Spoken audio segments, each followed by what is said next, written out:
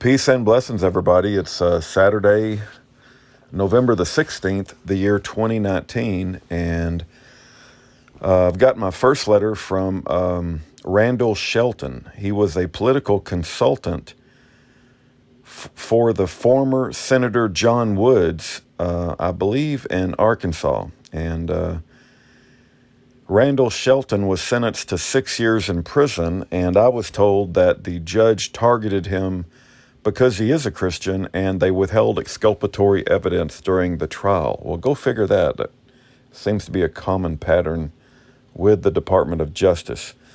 But we have our first core links from Randell Shelton, and I'm just going to read it, and I'll put his picture on the screen, and I believe we have his mailing address on list of other prisoners. So if you go to Year of Jubilee and look at list of other prisoners, go down to Shelton, you should see his address. How did he find you?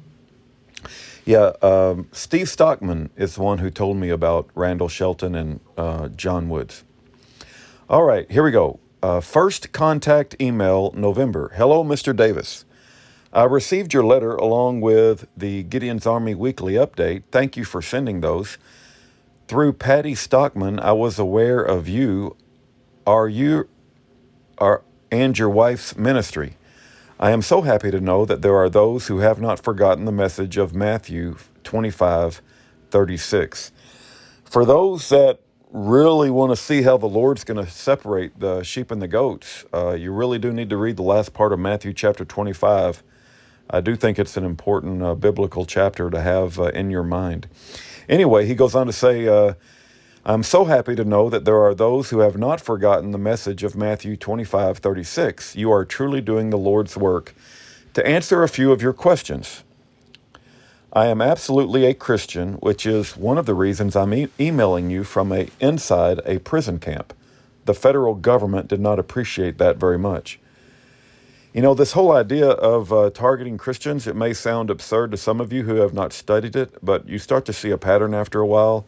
And the FBI, the Department of Justice, and the IRS, and the Bureau of Prisons absolutely hate Christians. They just really, really hate Christians. He goes on to say, I do have a Bible. I have a list of questions that I send to all new prisoners, and I think he's going through my list of questions right now. I do have a Bible, though I prefer the NIV translation. Personally, I think the NIV stands for non-inspired version, but if that's what he likes, that's what he likes. That is what I use in teaching our camp Bible study classes. I self-surrendered at the Beaumont prison camp on October the 9th, 2018. So here a little over a year. Prior to the guilty verdict rendered in May of 2018, I've never had so much as a traffic ticket. I was convicted after a 3-week, very public trial of several counts of honest services fraud related to my work as a consultant for a private Christian college in Arkansas and my friendship with a conservative, pro-life Republican Arkansas State Senator, John Woods. Woods and I went to trial. The president of the college, Dr. Orrin Paris, sadly was forced to plea prior to trial, or the federal government would have bankrupted the college. You know, all of these plea deals, there's usually a reason why people take a plea deal. For instance, Pat Parsons took a plea deal because the government was going to kill all our animals. You can't just assume somebody takes a plea deal that they're automatically guilty. But anyway, sadly, Dr. Orrin Paris was forced to plea prior to trial, or the federal government would have bankrupted the college. Thankfully, he was able to preserve his right to appeal decisions of the judge during the investigation, and he did not testify during the trial. He is currently appealing those decisions. All three of us are serving sentences in federal prisons. I absolutely maintain my complete innocence. I did not do what they accused me of doing. Had the jury had all the facts, I know they would have found me not guilty on all counts, not just the few they acquitted me of. Thankfully, I have a very strong support network of family and friends. There are a few stories related to the misconduct by the lead FBI agent in this case. which is a subject, among other issues, of an ongoing direct appeal currently before the Eighth Circuit Court of Appeals.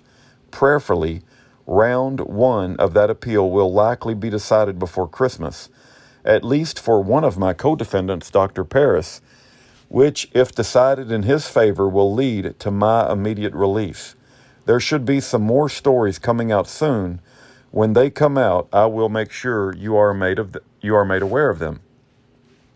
At this point, my only needs are prayers for my family, and prayers for the three-judge panel on the Eighth Circuit will rule in favor of my co-defendant and will completely dismiss the indictment, thus ending the entire ordeal for all of us.